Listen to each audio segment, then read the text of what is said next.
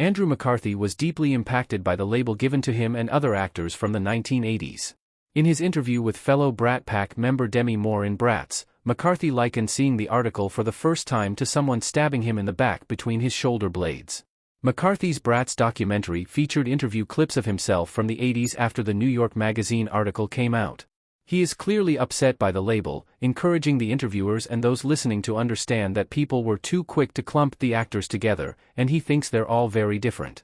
McCarthy's processing of how the label made him feel and how it affected his career is at the heart of the Brats documentary. Some of Andrew McCarthy's best movies were his Brat Pack roles. While McCarthy continued to act after the article came out, he felt that it affected how people perceived him. Moreover, throughout the documentary, he realizes how he let the label affect him just as much as anyone else. Andrew said that he took on a closed-off and defensive quality and realized that it didn't feed his career moving forward. Emilio Estevez. May 12, 1962. Years active, 1973-present. Emilio Estevez was also profoundly affected by the article.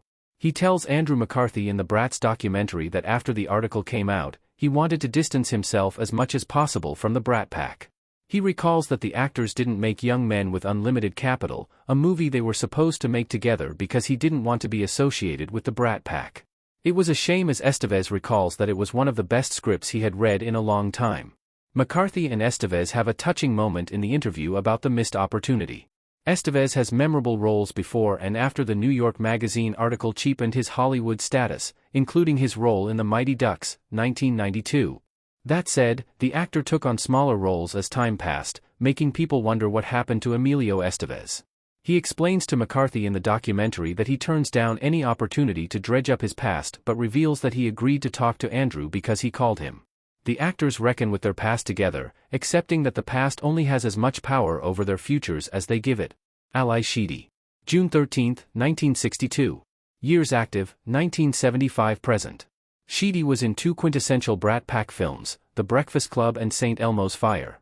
She shared McCarthy's feeling that the piece affected her career, and they connected deeply over their experiences navigating their careers after it came out. It's clear from the looks on Sheedy and McCarthy's faces that they were both hurt by the article and felt the effects of that pain in the present. They also have positive memories of their time in the Brat Pack that endure, like when Sheedy drove Andrew back to his hotel.